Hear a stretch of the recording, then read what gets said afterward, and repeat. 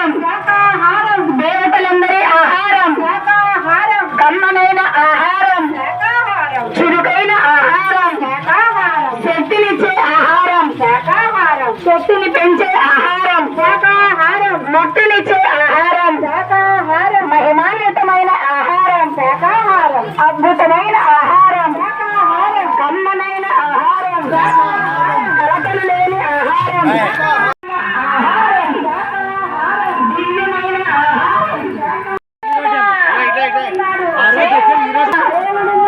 నీలోనా నాలోనా మనందరిలోనా ఏ జీవిని చంపే హక్కు లేదు, ఏ జీవిని చంపే హక్కు ఎవరికి లేదు, ఏ జీవిని చంపే హక్కు ఎవరికి లేదు. ఏ కుటుంబంలో కలహాలు లేకుండా జీవించాలి అంటే శాకాహారం తినాలి. శాకాహారం అంటే మనందరి గురువుగారైనటువంటి విశ్వగురువు కలియుగాత్రి మైత్రేయ బుద్ధ బ్రహ్మశ్రీ పితామహ సుభాష్ పత్రిజీ గారికి నా అనంతకోటి ఆత్మప్రణామాలు తెలియజేసుకుంటూ ఈరోజు గురు పౌర్ణమి సందర్భంగా ఇంత గొప్ప అవకాశాన్ని ఆ ప్రకృతి మాత గురువులు అందరూ మాకు ఈ అవకాశాన్ని అందించినందుకు అందరికీ కూడా అనంతకోటి ఆత్మప్రణామాలు తెలియజేసుకుంటున్నామండి. మరి ముఖ్యంగా మనందరం తెలుసుకోవాల్సింది ఏమిటి అంటే, మనం ఎంత ఆనందంగా అయితే జీవిస్తూ ఉన్నామో మన కుటుంబ సభ్యులతో, అలానే ఈ భూమి మీద జన్మ తీసుకున్నటువంటి ప్రతి ఒక్క జీవి కూడా ఆనందంగా, ఆరోగ్యంగా, ప్రశాంతంగా జీవించాలి. ఇది ప్రకృతి నియమం. కాబట్టి ఇందులో భాగంగా ఏ జీవిని చంపే హక్కు ఎవ్వరికీ లేదు అని ఉద్దేశించి మన పిఎస్ఎస్ఎం ఆధ్వర్యంలో మన పిరమిడ్ మాస్టర్లందరము కూడా ఈ యొక్క మహాకరుణ మెగా శాకాహార ర్యాలీని నిర్వర్తించుకుంటున్నాము. ఇందులో భాగంగా ఈరోజు ఇక్కడ కార్యక్రమాన్ని నిర్వహించుకున్నామండి. ఈ యొక్క అవకాశాన్ని ఇచ్చినందుకు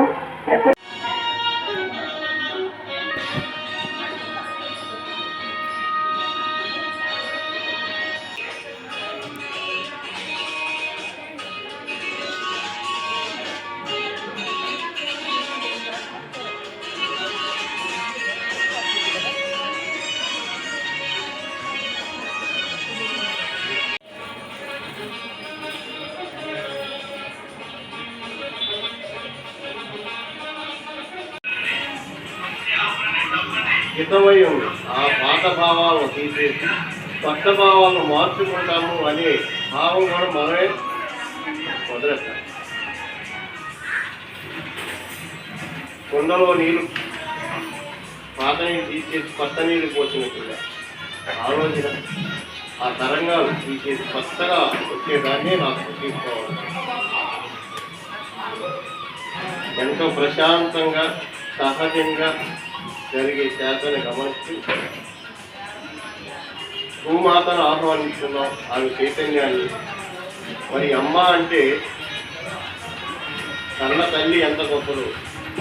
తల్లిదండ్రుల మధ్యలో మన వల్ల మన గుణాలన్నీ ఉన్నాయి. మన పెద్దలు మన బాగుంటుంది అవన్నీ బయటికి రావాలి.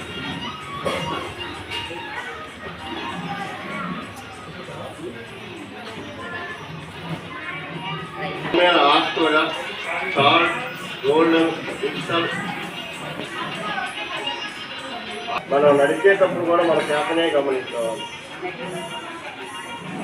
పని చేసేటప్పుడు కూడా మన చేతనే ఉండేలాగా ఆ చైతన్యం మన తొందరగా మన భావాలు మన అధీనంలో వస్తాయి. వాటిని జయిస్తాం. గ్రామ క్రోధ లోభ మధుమత్యాలు అవి తగ్గుతాయి అంతే. ప్రేమ కరుణ దయ జాలి పెరుగుతాయి. ఆ గుణాలు మారుతాయి.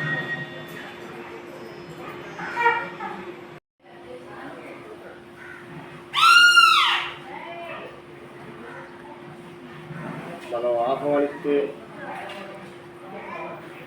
ఆ సర్వేపల్లి ఎనర్జీ కాశ్మీర్ ఎనర్జీ ఒక్క నిమిషం చాలు. మనం ఆ ప్రేమ తరంగాల్లో ఉంటే ఒక్క నిమిషంలో మనకి ఎంత కావాలో అంతకి 1 రెట్లు ఎక్కువ వచ్చింది. అది అంతా మనం తిరిగిన ఏరియా మొత్తానికి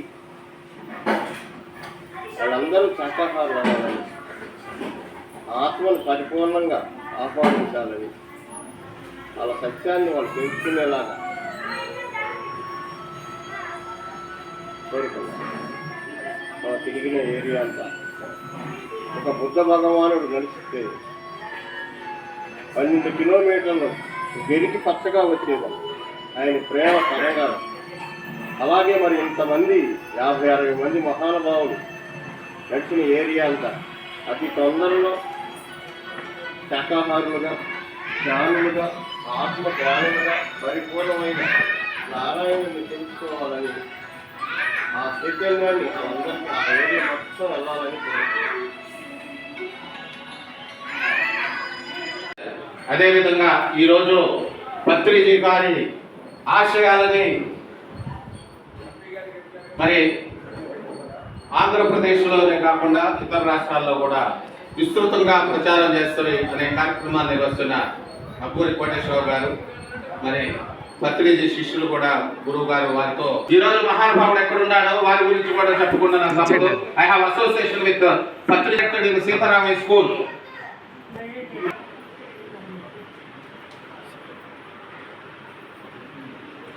ఆయన గురువుగా కూడా ప్రకటితము.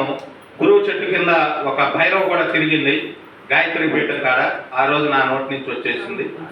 అప్రఘాతంగా ఆయన గురు పూజోత్సవం అనేటువంటిది జరుగుతుంది.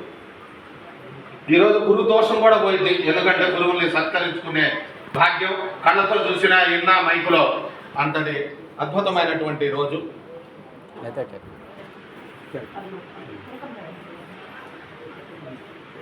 ఇప్పుడు అబ్బూరి కోటేశ్వరరావు గారు ధ్యానాంధ్రరత్న బిరుదాంకితులు. పత్రిజీ గారి వారసత్వాన్ని పుణికిపుచ్చుకొని నెక్కళ్ళలో అది ప్రపంచవ్యాప్తంగా పేరు పొందే విధంగా చూసిన నేను కూడా చూశాను ఆ కట్టడాన్ని. ఇంకా మరింత రాజధానిలో ఉధృతం కావాలని మనస్ఫూర్తిగా కోరుకుంటూ ఓం నారాయణ ఆదినారాయణ ఓం నారాయణ ఓం నారాయణ ఓం నారాయణ ఓం నారాయణ.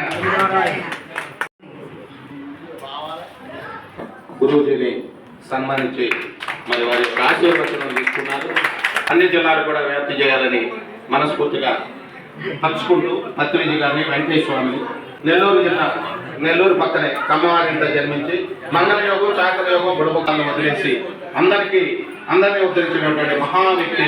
మొన్న నేను నిల్లొచ్చాను.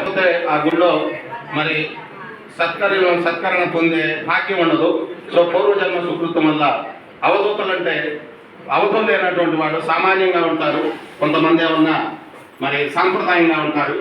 వారి వాక్కు మరి పవిత్రమైనది, సమాజ ఉద్ధరణ కోసం, మానవుల అభివృద్ధి కోసం ఉంటాయి. కాబట్టి ఈరోజు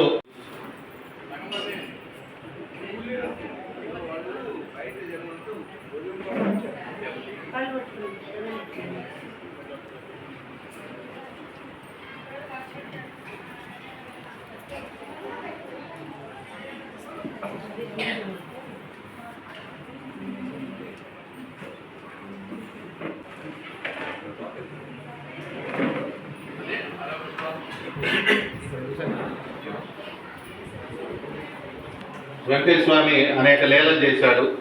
తిరుపతికి అక్కడి నుంచి పిచ్చోడని వెలేశారు. ఆయనే భగవానుడయ్యాడు. అటువంటి భగవానుని వారసత్వాన్ని ఎప్పుడు పుచ్చుకొని మంచి వెంకటేశ్వర స్వామి భజనలో ఇప్పుడు దుర్గా గారు సాయిబాబా సేవలో తెలుసుకున్నటువంటి వాళ్ళు.